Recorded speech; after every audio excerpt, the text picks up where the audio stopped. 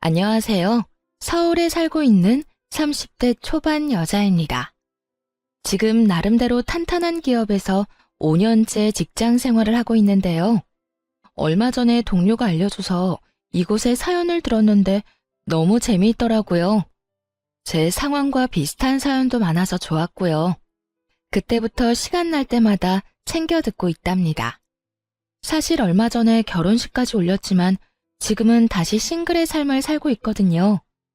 아무 근심 없을 것 같다는 소리 많이 듣는데 남자 때문에 험한 꼴 제대로 봤네요. 어떤 사연일지 궁금하지 않으신가요?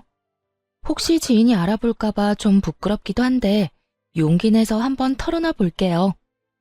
태어났을 때부터 쭉 한 동네에서 살았어요. 부모님께서 어릴 때도 그 동네에서 사셨고 그때부터 지금까지 이사 가지 않고 계속 살고 있죠. 그래서 외가 쪽과 친가 쪽에서 물려주신 아파트 세 채가 이 동네에 있답니다. 할아버지께서 지내셨을 때만 해도 그렇게 비싸지 않았는데 이젠 대한민국에서 제일 땅값 비싼 지역이 되었네요. 부모님께서는 항상 운이 좋았다고 감사하면서 살아야 된다고 말씀하시곤 했답니다. 그래서인지 어릴 때부터 별로 부족함을 느끼지 못했어요. 매사 그냥 편안하고 여유롭게 살려고 하는 편이고요. 부모님께서 공부를 잘하라거나 좋은 직업 가지라고 압박하시지 않아서 가능했죠. 어느 날 친구가 남자를 소개시켜준다고 하더라고요. 그냥 한번 만나봤는데 그 사람이 바로 전 남편이었어요. 고객님이 갑자기 소개팅을 시켜주신다고 해서 반신반의했거든요. 그런데 지금 보니 나오길 잘한 것 같아요. 정말 반갑습니다, 세아 씨. 아, 네. 저도 잘 나온 것 같은데요. 세무사 하신다고 들었어요. 제 친구가 좀 까다롭게 굴죠? 성격이 깐깐해요. 아닙니다. 엄청 잘 대해주세요. 다행히 마음에 드셨는지 제 일 처리를 좋아해 주시더라고요. 역시 깐깐하신 분이라 우리가 잘 어울릴 거라고 딱 한눈에 아셨나 봐요. 저를 너무나 잘 아는 친구라서 잘생긴 남자를 소개시켜줬더라고요. 그만큼 남편은 훈남 이상으로 준수했고 성격도 다정했답니다. 그래서 그런지 첫 만남부터 눈에 불꽃이 튀었어요. 그렇게 1년 정도 서로한테 푹 빠져서 연애를 했습니다. 우리가 만난 지도 좀 됐는데 자기는 결혼 생각 없어? 나는 이제 30이 넘으니까 좀 생각이 많아지네. 나도 우리 자기랑 결혼하고 싶지. 근데 그 전에 말해야 할 게 있어. 무슨 말인데 그렇게 뜸을 들여? 갑자기 막 무서워지려고 해. 우리 가족이랑 집안 상황에 대해서야. 가끔 자기 말 들어보면 강남에 살고 부모님도 경제적으로 여유 있으신 것 같더라. 자기도 사랑 많이 받고 자랐다는 게 느껴져. 근데 난 완전히 반대거든. 거의 개천에서 용남 케이스라고 할까? 그래서 자기한테 우리 집 얘기하기가 좀 그렇더라고. 그랬구나. 그러고 보니 자기 가족들 얘기는 거의 들어본 적이 없네. 또 자기가 지금 혼자 사니까 별로 가족들 생각은 안 해봤어. 우리 집은 아직도 상가주택에 전세로 살아. 내가 어릴 때부터 방 2개 있는 집에서 동생 2명이랑 부모님이랑 계속 살았어. 나는 회계사 시험 합격하자마자 바로 독립했고, 안 그러면 진짜 미칠 것 같았거든. 정말 많이 힘들었겠다. 나한테 이렇게 솔직하게 말해줘서 고마워. 난 자기 자체를 사랑하고 좋은 사람인 거 아니까 결혼하고 싶은 거야. 자기 가족들이면 다 좋은 분들일 것 같아. 지금 생각하니 저딴 소리를 왜 했나 기야말 일이네요. 그래도 그때는 남자에 미쳐서 온 세상이 꽃밭이었거든요. 둘이서 어떤 어려움이 닥쳐도 이겨나갈 수 있고 남편의 가족들하고도 잘 지낼 수 있을 거라고 생각했어요. 그때까지 살면서 별로 험한 일 안 겪었고 온실 속의 화초처럼 자라서 그랬나 봐요. 사실 남편의 직업이 괜찮으니까 같이 벌면 여유롭게 살 수 있을 거라고 생각했어요. 하지만 결혼이 파탄난 후에야 뼈저리게 느끼게 되었죠. 역시나 남의 집 가장은 함부로 빼오는 게 아니라는 것을요. 처음으로 시댁에 인사를 드리러 간 날이었어요. 상가주택이라더니 허름한 대로변에 있는 건물 2층으로 올라가더라고요. 딱 들어갔는데 퀴퀴한 곰팡이 냄새가 코를 찔렀습니다. 벽지 색깔도 누렇고 전등은 또 엄청 어둡더라고요. 솔직히 말해서 그런 집은 처음 봤어요. 놀란 얼굴을 봤는지 남편이 멋쩍게 씩 웃어주더군요. 다행히 식사하라고는 안 해서 간단하게 다과만 먹었는데요. 시부모님과 시동생들은 다들 순박하고 성격도 좋아 보이더라고요. 우리 잘난 아들이 선택한 며느리라면 당연히 좋은 사람일 거라고 생각했다. 역시나 아주 참하고 예쁘구나. 잘 왔다. 보다시피 우리 집이 그렇게 사정이 좋지는 않아. 찬욱이가 아직까지 우리한테 용돈 주고 있고, 그래서 결혼 준비할 때 목돈을 줄 수도 없을 것 같구나. 우리는 아무것도 바라지 않으니 걱정 말고 너희 원하는 대로 준비하거라. 우리도 무슨 옷 사달라느니 그런 말 안 할 테니 걱정하지 말아요, 새언니. 오빠한테 들었는데 새언니는 엄청 귀하게 자란 것 같더라. 강남에 산다면서요?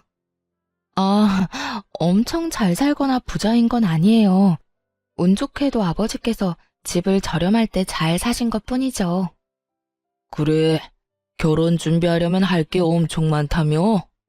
돈으로 도움은 못 줘도 어려운 거 있으면 언제든지 연락하렴. 내가 여러 방면으로 알아봐 줄 테니.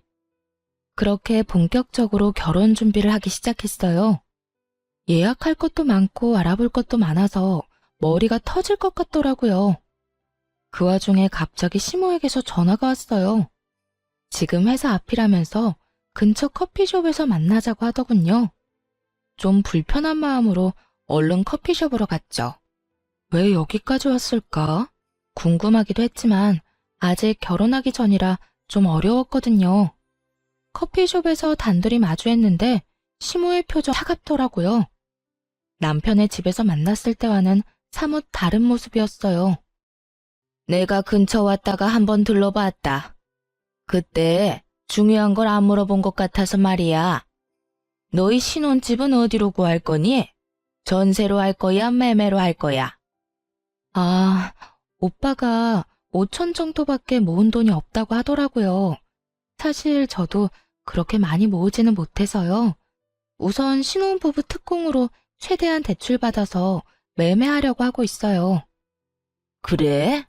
이왕이면 찬욱이 회사랑 가깝고 평수가 큰 신축 아파트 어떻겠니? 그래야 가격도 많이 오르고 여러모로 좋잖아. 네? 저희는 그냥 20평대로 생각하고 있어요. 일단 위치가 중요하니까 서로의 회사 중간에 있는 곳을 찾고 있거든요. 꼭 신축이 아니어도 되고요. 신혼 특공으로 한 번밖에 없는 기회인데 그렇게 날리면 되겠니? 내가 괜찮은 신축 아파트 2개 알아봤어. 여기랑 여기거든? 친구들한테 알아보니 나중에 값도 많이 오를 것 같더라. 여기 한번 잘 생각해봐. 2개의 아파트 모두 시댁이랑 엄청 가까운 데다가 30평대 후반이더라고요. 아직 둘뿐인데 그렇게 큰 아파트에 살 이유가 없었죠.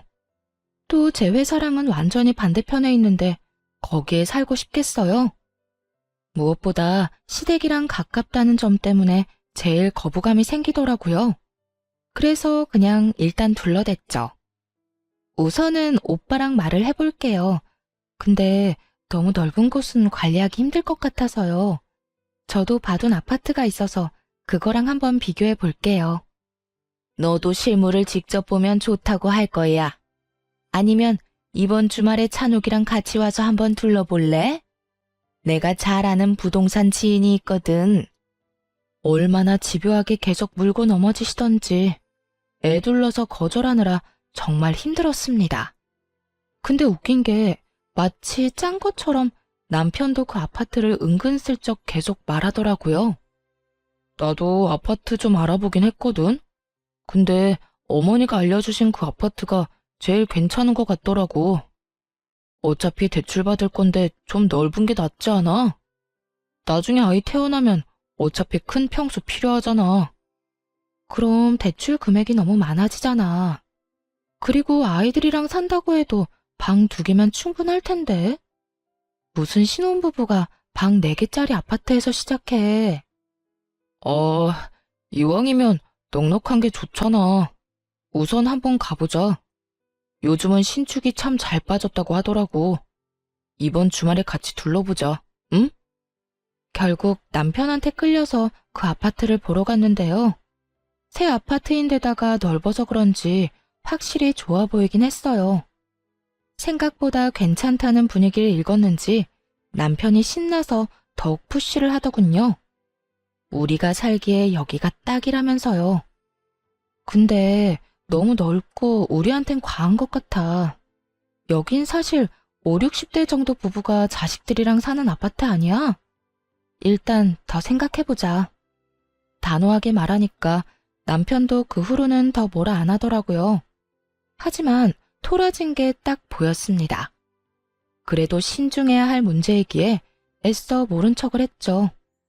더 이상 별말이 없길래 그대로 포기한 줄 알았는데요. 그 다음 주에 부모님과 함께 식사하는 자리에서 대뜸 그 말을 친정아버지한테 하는 게 아니겠어요? 신혼집에 대해서 물어보시지도 않았는데 대뜸 말하니 어이가 없었어요. 마치 벼르고 온 사람처럼 말이죠. 역시나 그 말이 걸리셨는지 아버지가 말씀하셨습니다. 거기가 그렇게 괜찮으면 아빠가 돈 줄 테니까 매매해도 돼. 난 네가 이 동네에서 살았으면 했는데 최서방은 그쪽이 마음에 드나 보다. 같이 둘러봤는데 좋았다니 사실 나쁠 것도 없지. 싫어요. 거긴 너무 넓고 시댁이랑도 가까워요. 더군다나 우리가 집 사는데 왜 아빠가 돈을 줘요? 진짜 괜찮아요. 하나뿐인 외동딸이 결혼하는데 아빠가 그 정도도 못 해주겠어? 사실 네가 우리 집 근처에서 살고 싶다고 하면 아파트 하나 그냥 주려고 했었어. 근데 다른 동네가 좋다니 아쉽지만 아빠가 그 정도 선물은 할 수 있지. 최서방한테는 내가 아는 은행에서 저렴하게 대출해줬다고 하고 매매해. 괜한 부담은 갖지 말고. 몇 번이나 거절했지만 부모님이 계속 말씀하셔서 마음이 흔들리더라고요. 결국 아버지가 1억을 뺀 나머지 매매 금액을 빌려주시기로 했어요. 남편한테는 아버지가 시킨 대로 말했죠. 아버지 친구가 은행 지점장이라서 대출 이자를 엄청 괜찮게 쳐주신대. 그래서 거기에 내 이름으로 대출 받으면 될 것 같아. 그래? 진짜 잘 됐다. 역시 내가 장가 하나는 잘 간다니까. 처갓집이 능력 있으니까 도움을 많이 받네. 진짜 고마워 자기. 어차피 빌리는 건 똑같은데 뭐. 대신 대출이자 더 낼 테니까 아파트는 내 명의로 하는 게 어때? 그건 좀 아니지 않아? 차라리 이자를 내가 더 내고 내 명의로 하면 모를까. 그건 절대 안 돼. 무조건 공동 명의로 해야지. 남편은 생각보다 훨씬 더 화를 내면서 절대 안 된다고 펄쩍 뛰더라고요. 반대할 줄은 알았지만 사실 제 입장에선 좀 억울하죠.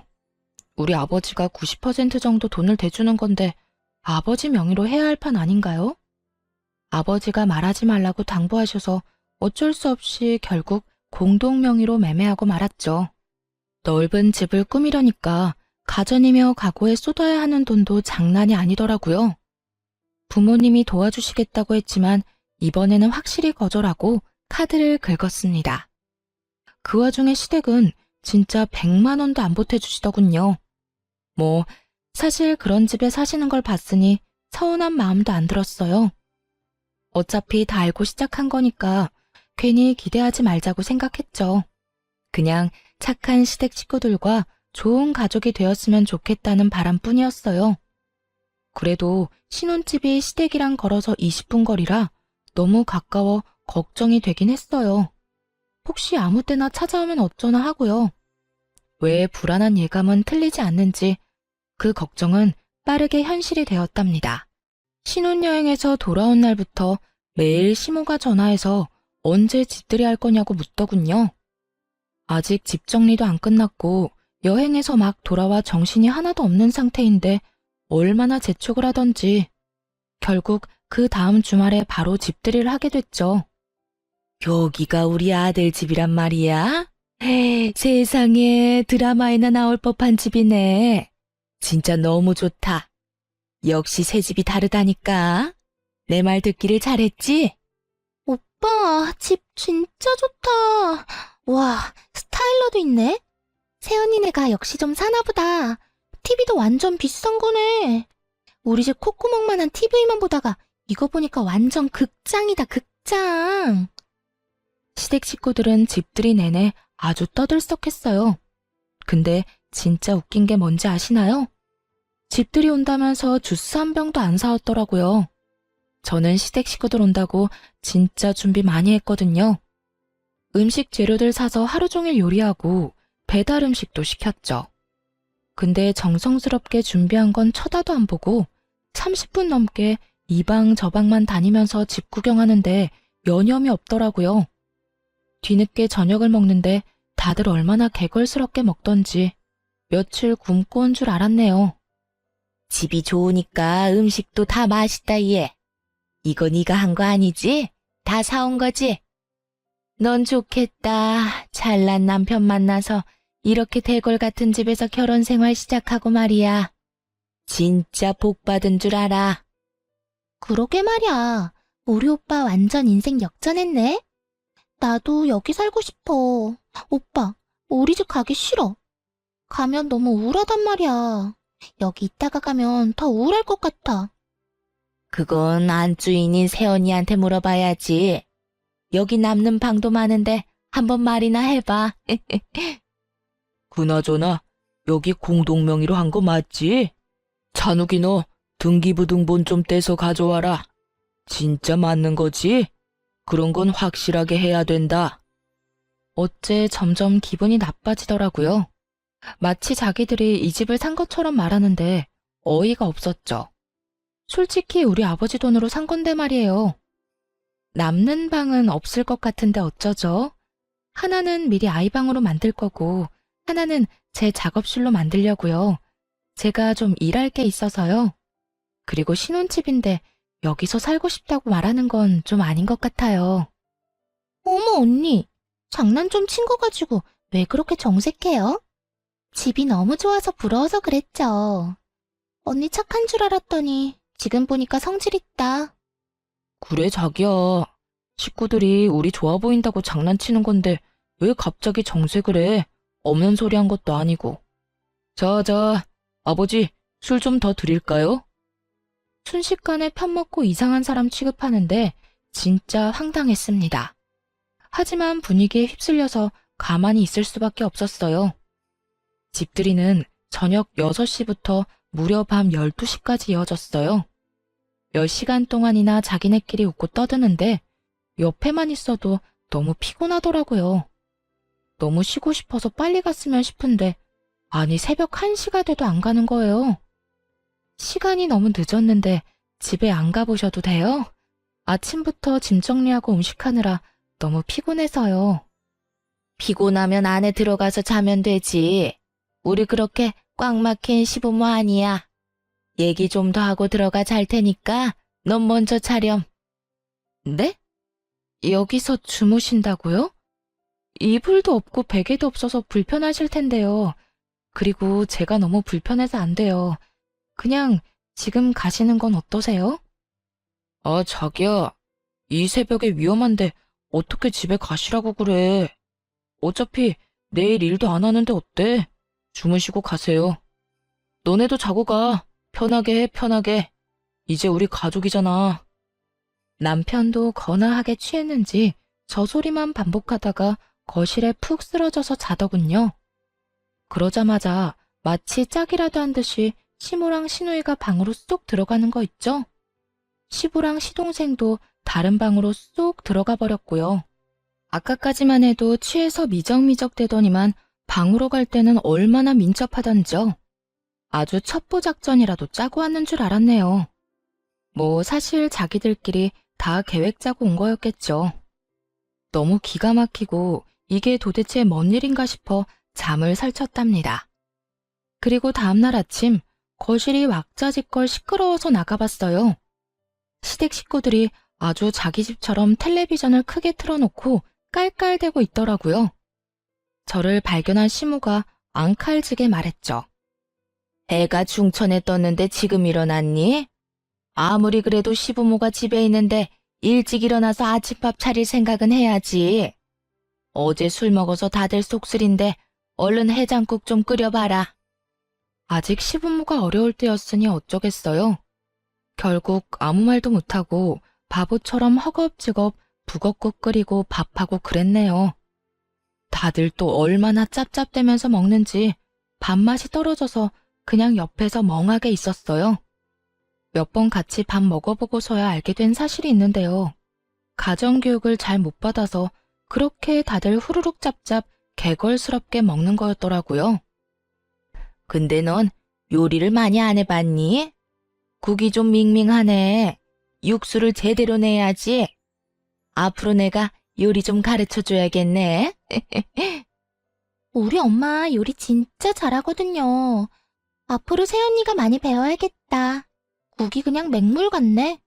우리 오빠 입맛 까다로운 편인데 어떡해? 제가 집에서 밥만 하는 사람도 아니고 저도 일하는데요 뭐.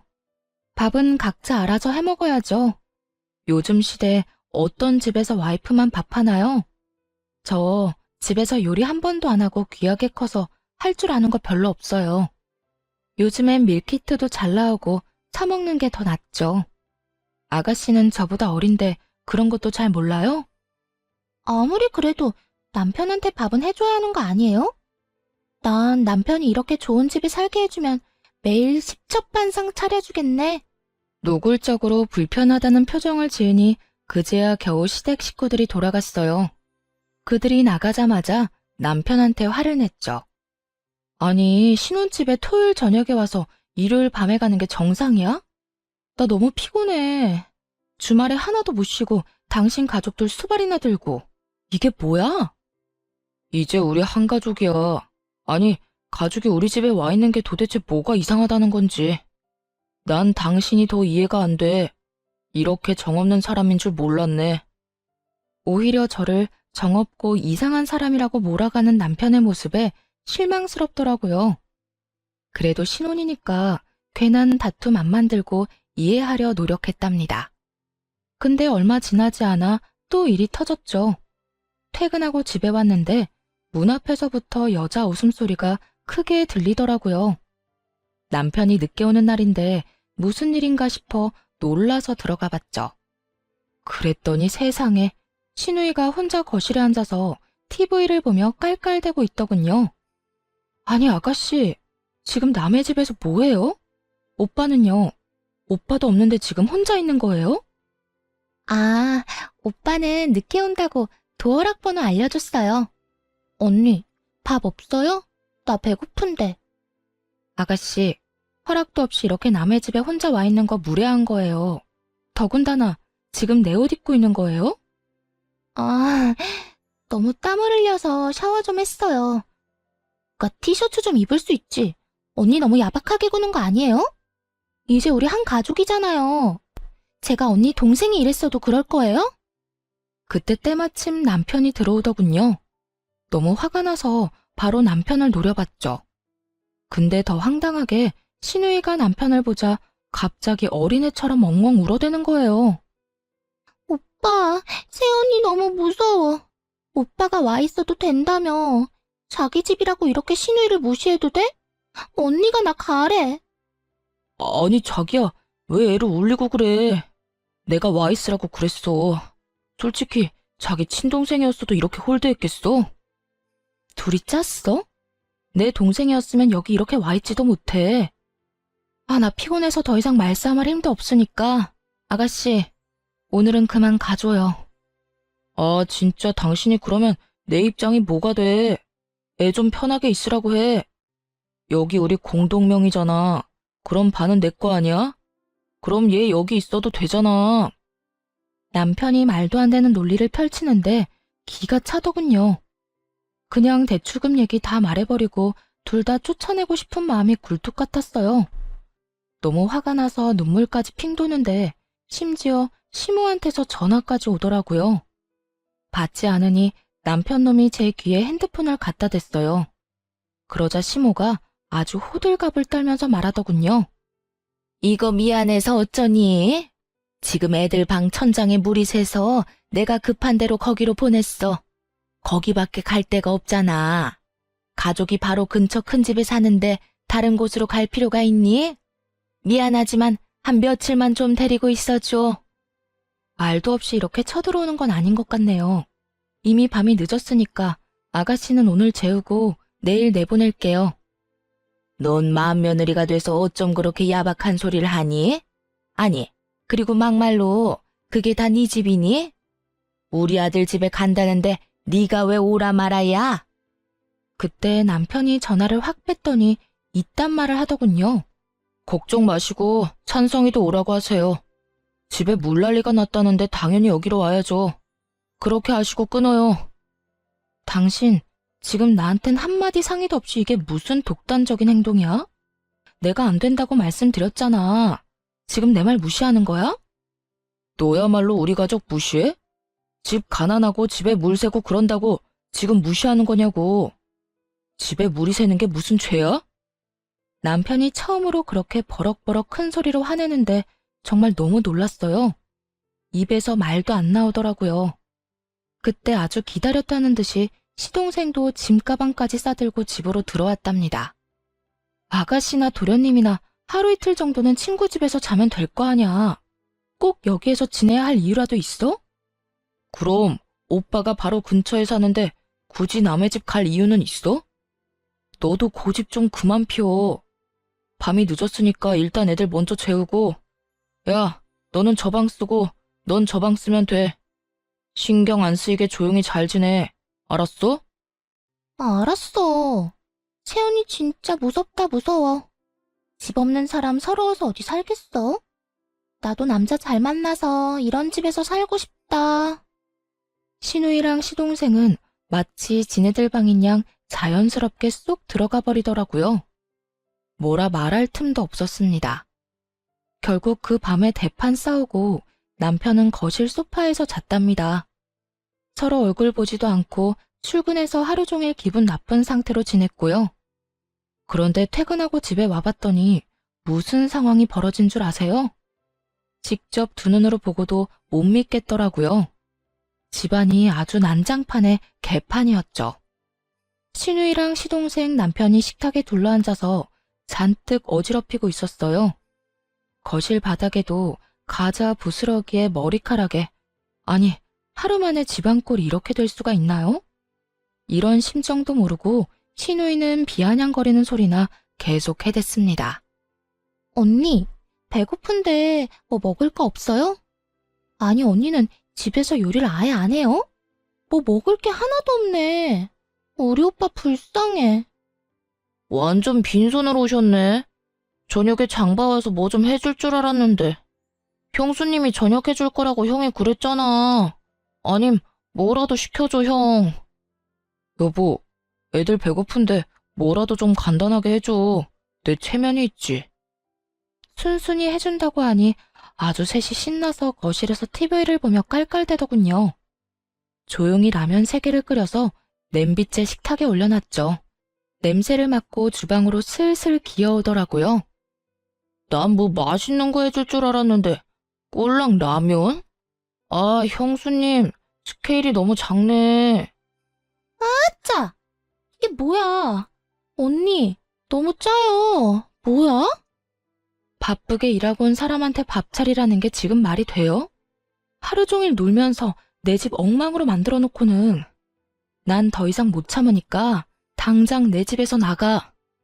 이렇게 미친 사람처럼 소리를 지르니까 신우이와 시동생이 놀랐나 봐요. 슬금슬금 현관문 쪽으로 가더니 둘 다 나가버리더라고요. 남편도 놀랐는지 그냥 벙쪄 있었고요. 참는데도 한계가 있어. 남의 집에 쳐들어왔으면 깨끗하게라도 하고 있어야지 개판으로 만들어? 또 내 옷까지 입고 바닥에 던져놓은 꼴 좀 봐. 이래서 가정교육이 중요한 거야. 여기서 가정교육 얘기가 왜 나와? 그래, 너는 어릴 때부터 강남에서 잘 살았고 나는 하급이라 이거야? 이제 본색을 드러내는구나. 먼저 본색 드러낸 건 당신이랑 당신 가족들 아니야? 결혼하고 처음에 나한테 뭐라고 했어? 다 알아서 하라면서 상관 안 한댔잖아. 그런데 지금은 당신 가족들이 우리 집에 나보다 더 오래 있어. 누가 보면 당신 가족들이 사는 집인 줄 알겠다고. 고작 며칠 있는 거 가지고 왜 그래 진짜. 내가 너 때문에 우리 가족 볼 면목이 없어. 장인 장모가 이 집에 와 계신다고 생각해봐. 그러면 네가 그때도 이딴 식으로 행동했을까? 몇 번을 말해. 그런 상황 자체를 안 만든다고. 당신 가족들이 들락거리느라 우리 부모님은 아직 여기 와보지도 못하셨어. 그건 알고서 지금 그딴 말을 하는 거야? 그 후로 2주 넘게 남편이랑 눈만 마주치며 싸웠어요. 남편만 봐도 너무 스트레스를 받아서 일부러 야근하고 늦게 들어왔고요. 어차피 방도 많겠다. 남편한테 다른 방 가서 자라고 해버렸죠. 남편과 시댁 식구들의 행동에 질려버려서 정이 뚝뚝 떨어졌거든요. 시댁 인간들도 더 이상 연락 안 하길래 이제 좀 잠잠해지려나 했는데요. 그게 폭풍 전야였다는 걸 그땐 알지 못했죠. 남편의 생일이 다가오자 어떻게 해야 될지 혼자 고민을 했어요. 하루에 한마디도 안 섞을 정도로 사이가 안 좋아졌거든요. 남편도 여전히 냉랭하게 대하길래 될 대로 되라 하고 그냥 아무것도 안 했죠. 근데 남편 생일날 퇴근하고 집에 가보니 어떤 일이 벌어진 줄 아세요? 세상에, 시댁 식구들이 다 와 있는 거 있죠? 아주 잔치라도 하는 것처럼 떠들썩하더군요. 시모는 제 집인 양 주방에서 신나게 요리를 하고 있었고, 나머지 시댁 식구들과 남편 놈은 거실에서 껄껄대면서 텔레비전을 보고 있더라고요. 더 웃긴 건 아무도 저한테 인사조차 하지 않았다는 거예요. 주방에서 요리하는 시모를 보니 제가 산 주방 도구들을 마구잡이로 쓰고 있더군요. 그 모습을 보니까 화가 확 나더라고요. 지금 뭐 하세요? 온다고 말도 없으셨잖아요. 이건 다 뭐예요? 우리 장남 생일인데 마누라인 네가 아무것도 안 하고 있다잖니. 엄마인 나라도 미역국을 끓여줘야지 어떡하니?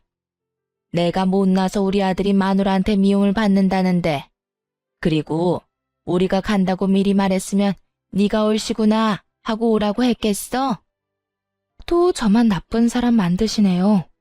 생일 때문에 온다고 하셨으면 저도 같이 준비하든가 외식을 하든가 했겠죠. 저 사람도 오늘까지 아무 말 안 했어요. 네가 찬바람 쌩쌩 불고 무서워 죽겠다는데 뭔 말을 하겠니? 너는 우리가 그렇게 싫으니? 이제 한 가족 아니니? 너 좋아한다는 갈비찜도 하고 밑반찬도 잔뜩 해다가 냉장고에 넣어놨다. 우리 오늘 같이 먹고 얘기 좀 하면서 풀어보자. 시모가 눈물까지 글썽거리면서 손을 잡고 이런 말을 하니 괜히 저도 너무했나 싶고 잘못한 것 같은 마음도 들더라고요. 그래서 시모를 도와서 밥 차리고 다 같이 모여서 저녁을 먹었죠. 시누이가 사온 케이크를 두고 생일 축하 노래도 부르고요. 정말 오랜만에 화기애애한 분위기가 이어졌어요. 새언니, 우리 너무 미워하지 말아요. 언니가 깔끔한 사람인 거 잘 알았으니까 앞으로 조심할게요. 가끔씩 여기 놀러와도 좀 따뜻하게 대해줘요. 너 대신 내가 네 남편 생일상도 차려주고 음식도 다 해줬다. 솔직히 나 같은 시어머니 있나 한번 찾아봐라. 이렇게 잘해주는 시어머니 진짜 없다. 맞아. 우리 엄마 같은 사람 진짜 없어. 자기한테 뭐라고 하지도 않고 밥도 해주고 말이야. 이렇게 투덕대는 것도 다 가족이 되는 가정이지 뭐. 나도 그동안 미안했어. 자기, 우리 오늘로 다 푸는 거다. 그날 밤에 같이 농담도 하고 시부모의 옛날 얘기도 들었습니다. 거의 새벽 2시까지 가볍게 맥주도 마시며 그동안 쌓인 걸 풀었어요. 시간이 늦어서 다들 우리 집에서 자고 가기로 했고요. 시모랑 시누이 둘이 자고 시동생과 시부가 다른 방에 들어가 잤습니다. 그렇게 일단락이 됐다면 그쪽 입장에선 참 좋았겠죠. 아침이 되자마자 작전을 개시했습니다. 시댁 식구들이 자고 있는 방마다 들어가서 냄비를 신나게 두드려댔어요. 특히 시무랑 신우의 귀에 대고 더 크게 쾅쾅 두드려댔죠. 아유, 시끄러. 귀 찢어지겠네. 얘가 지금 아침부터 미쳤나? 그만하지 못해? 여보, 뭐 하는 거야? 뭐 잘못 먹었어? 그만해, 그만하라고. 남편이 손에서 냄비와 국자를 뺏으려고 달려들었죠. 이에 질세라 그 국자로 남편 머리를 팍 세게 쳐버렸답니다. 정신 나간 건 너네들이지. 당장 옷들 주워 입고 내 집에서 나가. 너도 나가, 당장. 뭐? 아니, 내가 왜 내 집에서 나가? 나갈 거면 당신이 나가. 당신이 뭔데 나가라 말아야? 꼴의 남자라고 자존심 상할까봐 걱정해줬더니 다 쓸데없는 짓이었어. 이게 네 돈으로 산 집이야? 네 돈 얼마 들어갔어? 꼴랑 5천만 원 들어갔지? 7억짜리 집에 말이야, 안 그래? 진짜 미친 척하고 남편의 옷들이며 가방들을 복도로 막 집어던졌어요. 신우이와 시모의 옷이랑 가방도 던져버렸죠. 그러자 남편 놈이 저를 현관문으로 확 밀어버리더군요. 그대로 현관에 고꾸라져서 엎어진 꼴이 되었죠. 그걸 본 신우이와 시동생이 킬킬거리며 비웃더군요. 언니, 어제 술 잘 먹고 갑자기 머리 이상해졌나 봐. 진짜 웃긴다. 완전 코미디가 따로 없네. 그 꼴을 보니 더 열받아서 벌떡 일어나 남편의 뺨을 사정없이 갈겨버렸어요. 그러곤 핸드폰으로 동영상을 하나 보여줬죠. 이거 다 보고 나서도 킬킬거릴 수 있나? 한번 두고 보자. 장난기 가득했던 신우의 얼굴이 동영상을 보자마자 하얗게 질리기 시작했답니다. 자기 얼굴과 시모의 뒤통수가 녹화되었고 짓거리는 말이 다 녹음되어 있었거든요. 어젯밤에 시댁 인간들이 다 자러 들어가고 난 뒤였어요.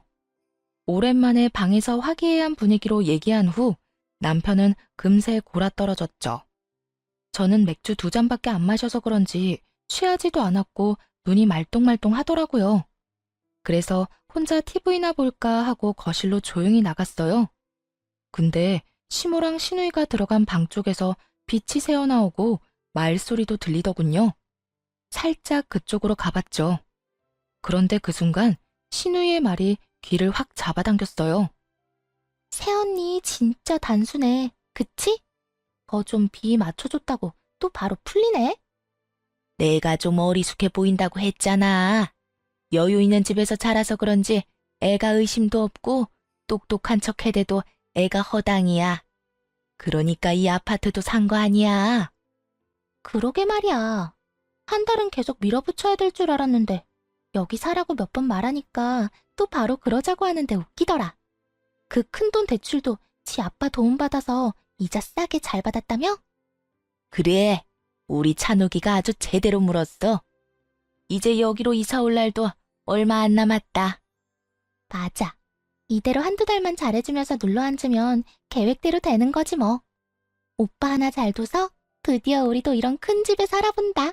너무 좋아. 지가 아무리 싫다고 해봤자 어쩔 수 없어. 어차피 공동명의인데 자기 집도 아니잖아. 엄마, 우리 빨리 여기로 이사 오자. 여기 있다가 우리 집 가면 진짜 거지 같아. 빨리 거기 뜨고 싶어 죽겠어. 그때 물 샌다고 거짓말하고 일주일은 눌러앉아 있으려고 했는데 혜언니가 얼마나 지랄하던지 좀 놀라긴 했어. 아, 좀만 더 기다려. 차근차근히 해야지. 욕심난다고 확 지르면 다 어그러지는 법이야. 엄마만 믿고 있어. 여기서 떵떵거리면서 살 날 얼마 안 남았어. 시모와 신우의 대화가 심상치 않아 바로 동영상을 찍어놨답니다. 계속 엿듣는데 너무 충격적이고 속았다는 사실에 화가 나서 몸이 떨리더라고요. 아침까지 잠 한숨 못 자고 이를 부득부득 깔면서 궁리를 했죠. 이것들을 대체 어떻게 해야 할까? 동영상을 본 시모와 신우이는 백지창처럼 하얘진 얼굴로 저를 봤습니다. 그런데 오히려 남편 놈이 뻔뻔하게 소리를 치더라고요. 아니, 혼인신고한 부부가 시부모님 모시고 살 수도 있는 거지. 당신 도대체 뭐가 문제야? 우리가 결혼하기 전에 시부모님이랑 절대 같이 살면 안 된다고 약속이라도 했어. 뭐라고? 터진 입이라고 뻔뻔한 말이 잘도 나오네. 넌 결혼 전부터 작정하고 너네 식구들이랑 나를 속였어. 이거 사기죄야. 알아? 사기죄 좋아하네. 네가 법을 잘 알아? 너보단 내가 더 잘 알겠다. 아니, 그리고 지금이 아니더라도 양가 부모님 더 나이 드셔서 아프시면 어쩔 건데? 그땐 당연히 우리가 모셔야 하는 거 아니야? 그러기 전에 좀 미리 같이 살면 안 돼? 오히려 당신한테도 좋을걸? 우리 엄마가 대신 애도 봐주고 집안일도 해주면 얼마나 좋아. 아, 그래. 세아가. 같이 살면 살림도 해주고 우리 손주도 내가 다 봐주마. 오히려 네가 더 좋은 거지. 손해볼 게 있니? 그럼 이건 어때? 우리 가족들이랑 같이 사는 대신 내가 대출이자 다 부담할게. 아, 그래? 그럼 지금 대출이자 몇 프로인 줄 알아? 한 달에 얼마 내는지 아냐고. 왜 대답을 못해? 말해봐. 그거야. 생활비 통장으로 당신이 알아서 대출이자 내니까 난 모르지. 전기세 몇천 원 더 나왔다고 아끼자던 인간이 대출이자는 왜 모를까? 내가 진짜 이런 말은 상스러워서 안 하려고 했는데 참을 수가 없다. 너 없이 산 거 티내니? 그냥 가만히만 있었어도 네 수준에선 꿈도 못 꿀 거 충분히 얻었을 거야. 왜 그 가짜는 머리를 굴려서 이런 사달을 만들어? 그게 뭔 말인데? 갑자기 전기세는 뭐고 이자는 왜 물어보는데? 아, 내가 다 낸다고. 좀 비싸도 내가 낸다고 됐지? 이거 한번 보고서나 말해. 이 집에 대출이 있나 확인해 보라고. 진짜 헛똑똑이는 너야. 누구한테 어수룩하대? 머리도 굴릴 줄 모르는 것들이. 그제야 등기부등본을 확인해 본 남편이 아리송하단 표정을 짓더군요. 자기는 아무것도 모르겠다는 듯한 얼굴인데 꼴 보기도 싫었어요. 아니, 대출이 없네? 이게 어떻게 된 거야? 그럼 7억에 가까운 돈을 다 내고 매입했다고? 당신한테 그만한 돈이 있었단 말이야? 친정아버지가 그냥 사라고 돈 주셨어. 네가 이 아파트 사자고 난리를 쳐서 내가 곤란해하니까.